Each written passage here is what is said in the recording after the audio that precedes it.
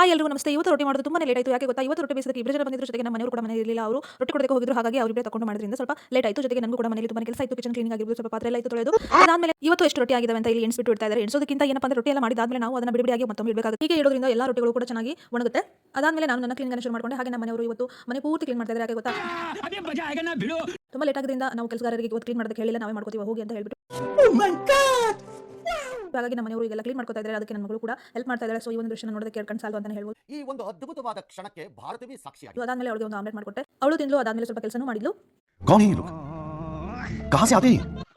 ಹಾಗೆ ತುಂಬಾ ಜನರಿಗೆ ನಿಮ್ಮ ಈ ಒಂದು ಬಿಸ್ನೆಸ್ ನಿಮಗೆ ಎಷ್ಟು ಉಳಿತಾಯ ಆಗುತ್ತೆ, ಎಷ್ಟು ಲಾಭ ಆಗುತ್ತೆ ಅಂತ ಸೊ ನೀವು ನೋಡಬಹುದು. ಇದು ಇವತ್ತಿನ ಉಳಿತಾಯ ಅಂತ ಹೇಳ್ಬೋದು. ಜೊತೆಗೆ ಇವತ್ತು ಒಬ್ಬರಿಗೆ ಪೇಮೆಂಟ್ ಕೊಡೋದಿತ್ತು. ಸೊ ಅವರಿಗೆ ಕೊಟ್ಟು ಇವತ್ತಿನ ಉಳಿತಾಯವನ್ನು ನಿಮಗೆ ತೋರಿಸ್ತಾ ಇದ್ದೀನಿ. ಎಷ್ಟಿದೆ ಅಂತ ನೀವೇ ಗೆಸ್ ಮಾಡಿ ಕಮೆಂಟ್ ಮಾಡಿ. ಓಕೆ, ಹಾಗಾದ್ರೆ ದಿನ ಇಷ್ಟೇ ಬರುತ್ತೆ ಅಂತ ನೀವು ಕೇಳ್ಬೋದು. ಒಂದಿನ ಹೆಚ್ಚಾಗುತ್ತೆ, ಒಂದಿನ ಕಡಿಮೆ ಆಗುತ್ತೆ. ಹಾಗೆ ಇದು ಒಂದಿನದ್ದು ಆಗಿರ್ಬೋದು, 2-3 ದಿನದ್ದು ಆಗಿರ್ಬೋದು. ಜೊತೆಗೆ ಇದು ನಾಳಿನ ಬಂಡವಾಳ ಕೂಡ ಆಗಿರ್ಬೋದು. ಬಿಸ್ನೆಸ್ ಅಂದಮೇಲೆ ಈ ತರ ಆಗ್ತಾ ಇರುತ್ತೆ. ಸೊ ಇದು ಇವತ್ತಿನ ವಿಡಿಯೋ. ಇಷ್ಟ ಆದರೆ ಲೈಕ್, ಶೇರ್, ಪ್ಲೀಸ್ ಫಾಲೋ ಮಾಡಿ.